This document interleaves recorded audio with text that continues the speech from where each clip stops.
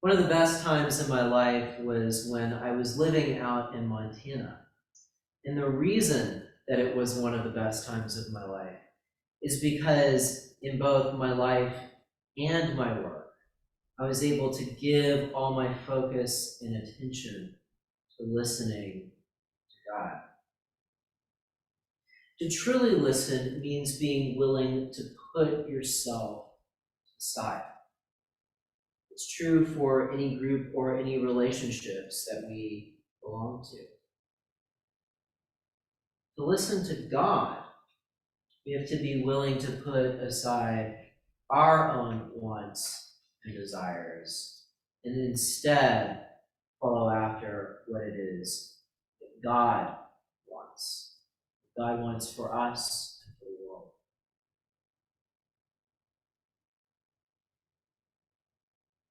The people Jesus is talking to in the gospel today are not listening.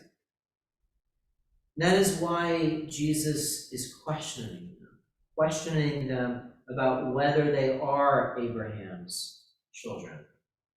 That is, whether they are indeed God's chosen people. Emphasis there on God's, belonging to God. Because here is God right in front of them, and they can't hear a word that he's saying. They can't really hear. They're not really listening, at least.